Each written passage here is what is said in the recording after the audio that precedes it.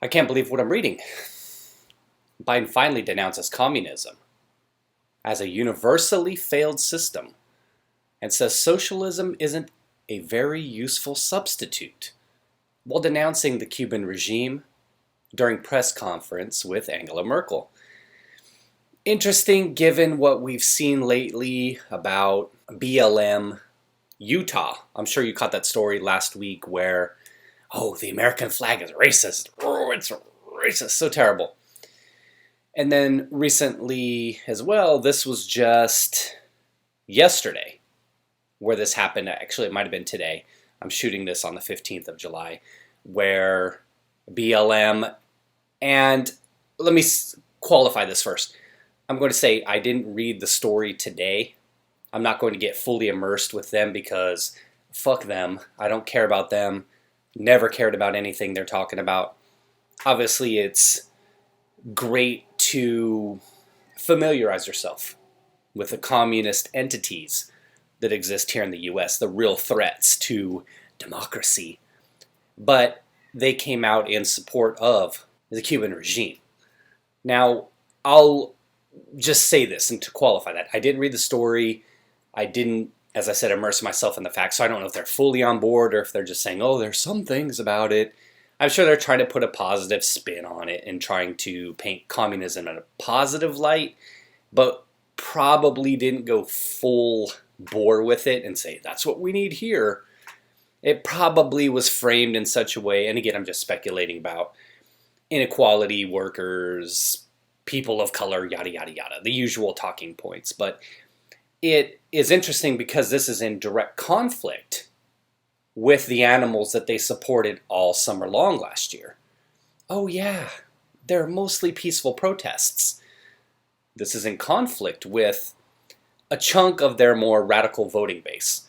And I'm sure that you individuals get that. So when you're thinking about that story about BLM and their support for communism, do the legwork, read the stuff for yourself, and kind of see what that's talking about. Because like I said, I'm just kind of a guy that's like, fuck them. I know they're garbage. I don't need to hear any more about them. But let's read this and let's see what he's talking about here. Is this true? Can there be some peace between left and right? Can they agree on something? Or is there more to it? Perhaps my cynical nature, being what it is, kind of believes that there will be. President Joe Biden called communism a failed system. Communism is a failed system, universally failed system. And I don't see socialism as a very useful substitute, Biden said at a joint press conference with Merkel, as we learned above.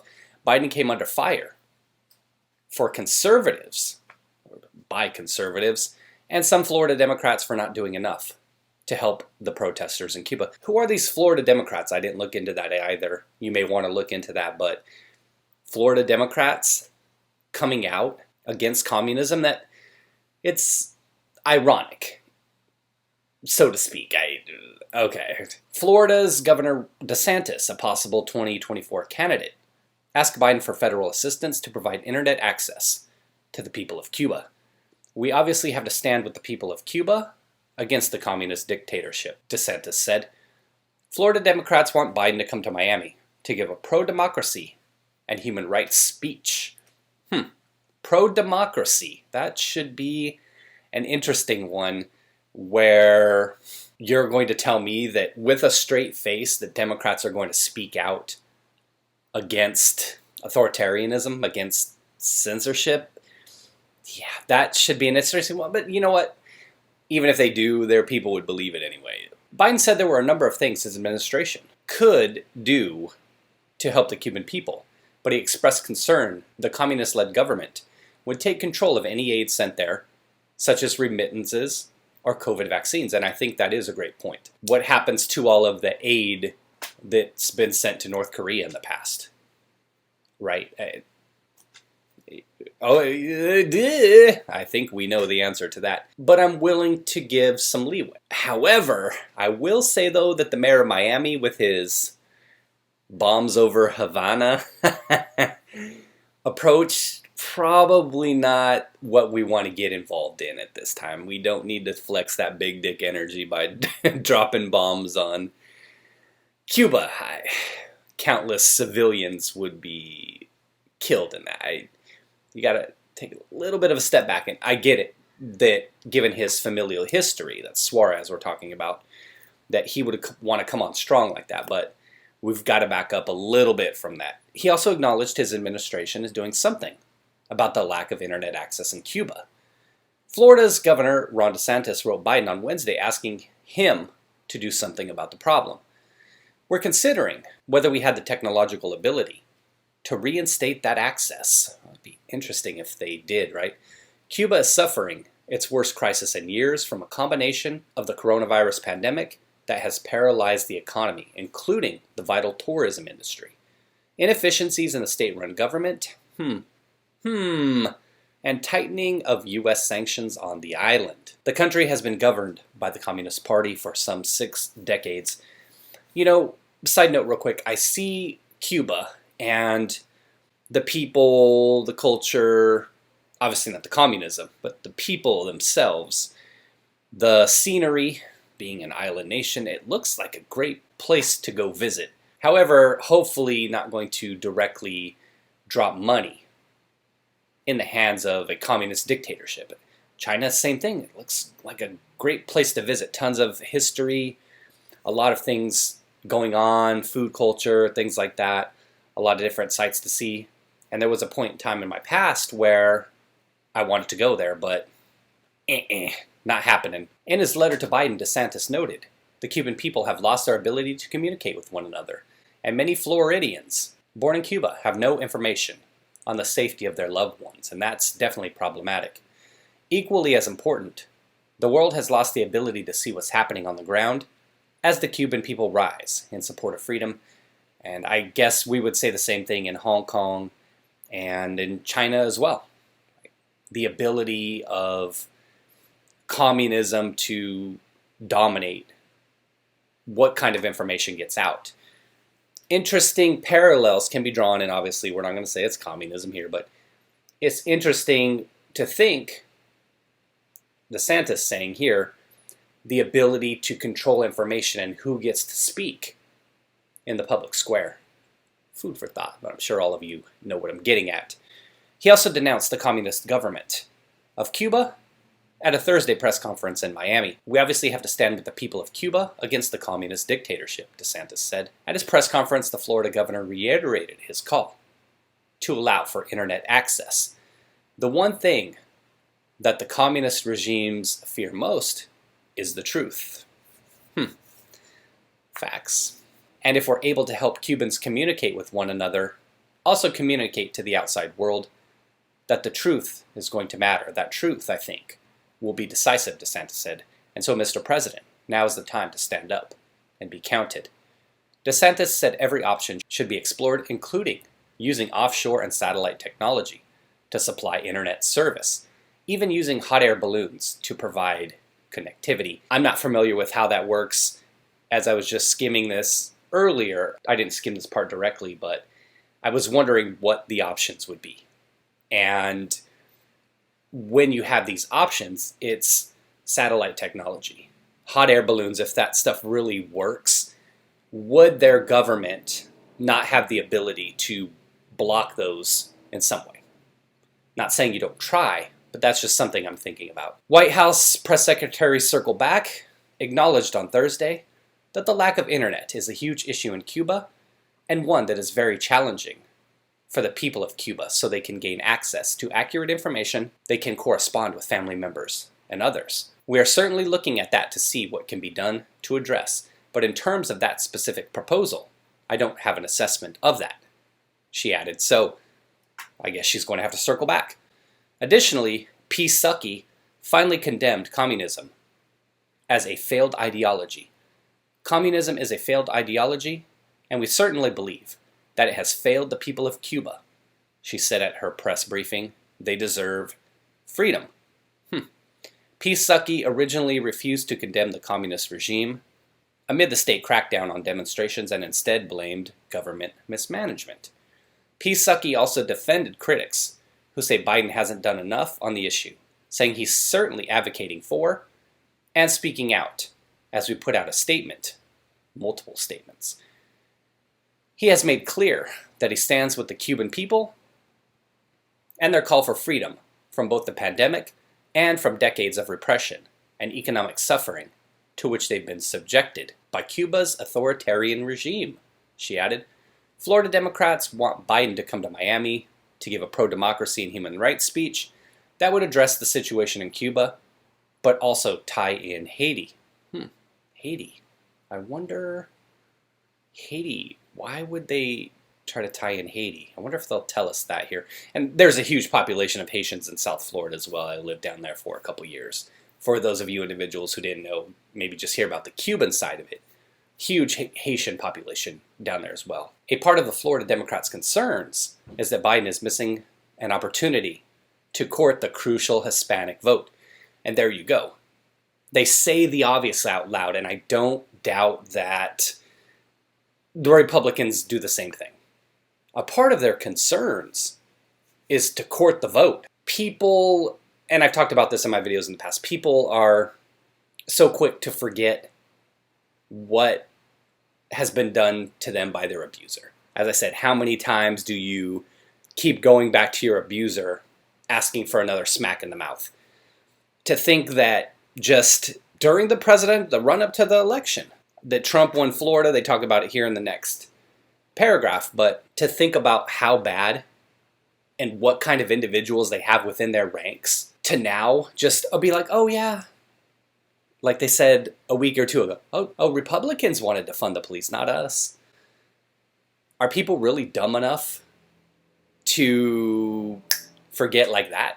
I mean, at least it should be a couple years, 5-10 years that have gone by, where you forget what your abuser had done to you. There's one side that really has come out in support of the little guy. Freedoms, cutting down on censorship, stopping with the bullshit racism that's taught everywhere. There's one side that's really on that train right now. I'll leave you to decide for yourself which one you think that is. The Cuban vote is particularly powerful in that swing state.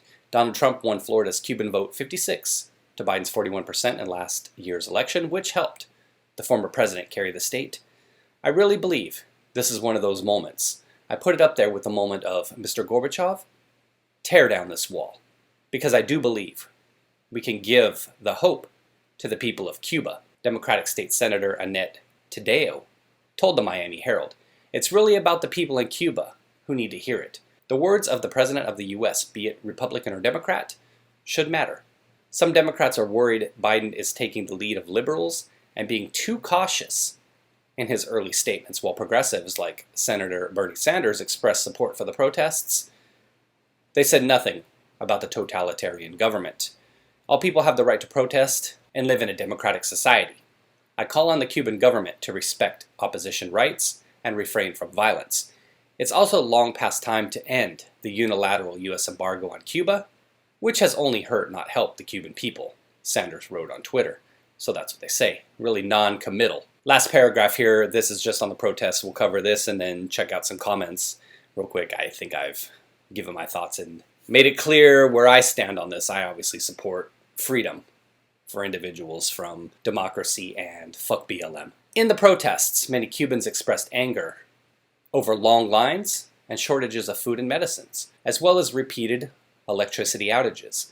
But there were also calls for political change in a country governed by the Communist Party for some 6 decades, as they mentioned above. Police arrested dozens of protesters, sometimes violently, and the government has accused protesters of looting and vandalizing shops. Smaller protests continued Monday, and officials reported at least 1 death. No incidents were reported Wednesday. It makes you wonder about that flow of information. Are we getting the information at all or accurately? Republicans, in contrast, have taken a much tougher stance on the Cuban government.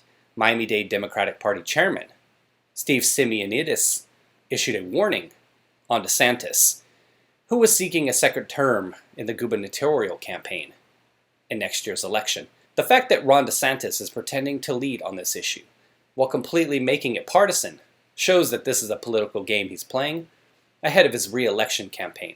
Simeonidis said, I don't think there's anything that Joe Biden could do on any of these issues that would receive any praise from the South Florida Republican elected officials. And to this guy, Simeonidis, shut the fuck up. Why don't you reach out across the aisle He doesn't have to be the first one. You can do it yourself. You can get your little group of Democrats in your Miami-Dade deep blue district, their turd Wasserman Schultz as their congressman. You can reach across the aisle. You don't have to wait on them. Not saying that they haven't.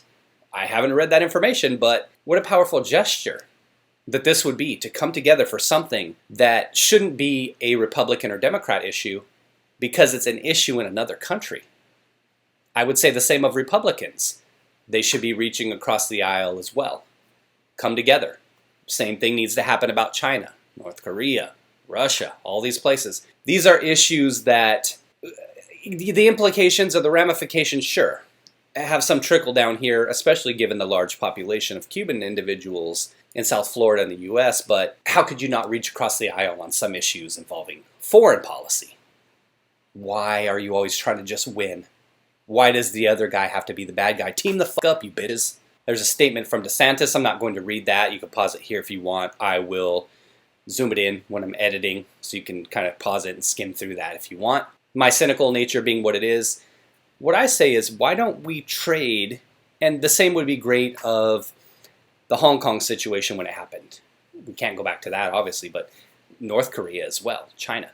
Why don't we take, and I know this would never happen, some of our shitbags here who love communism or claim to. You see them on the internet, as I said, grifting away, pretending to love communism and socialism, but raking that Patreon capitalism. Why don't we trade our shitbags for their individuals who love freedom and democracy? Can you imagine if we could just get rid of most of Twitter, send them off? We can trade, give us 20,000 Cubans who love freedom, who know the bullshit. Funny how people who are in communist countries want to get out of it, flying our flag. But yet we have pansies here who want to go to that kind of system. Let's trade. Let's go on Twitter, BLM, these clowns in Antifa. Go country to country, one-for-one program. Hey, Cuba. Hey, Winnie the Pooh. Hey, Vlad. Hey, Kim Jong-un. We'll happily trade you 10,000 of our disaffected 20,000, 40,000, 50,000 for people who want freedom, who appreciate all the great things the United States has to offer, and want to come here and contribute and make things better. That's what I'd say. That's my cynical nature. Wouldn't it be great? But you can call them out. You can drop that punk card on them, on any of those fucking communist wannabes. They won't pick it up because they know they're cowards. They want no part of what real communism is. Biden's words are meaningless, considering how he's ruled these past 6 months. He's full of ish, somebody says. Communism and socialism are democratisms. Did you hear what he actually said? He's realizing that whatever the left is pushing isn't working, and they're scared for the 2022 elections. My cynical nature, again, would lead me to believe that that'd be the case. And that's how, and Republicans do the same thing. It's like we're just test dummies here, test subjects. And they're out here pushing these bullshit agendas, seeing what sticks and what doesn't, or whatever gains traction. And I point no further back to last summer, months and months and months, billions in damage to small businesses in the name of social justice. Test subjects. That's all they see us as. Another case. You know the agenda. How can I score political points? How can I win my next election? Brainstorming, imagine what goes on in these rooms with these individuals, these high levels of politics, where that's the conversation. That's the mentality. Not just coming together and doing what's best for us or the world, but what can make sure that I keep staying in this cushy government job for the rest of my lives. Now what will Republicans fake outrage about, says some schmuck in Austin. He's from Austin. What do you expect? All right, that's my thoughts, everybody. Take care. Thanks for watching the video. Let me know what you think. Be well out there, everyone. Freedom, baby. People who don't have it want it. Some whiny babies here that have it and have all of it don't realize how good they have it.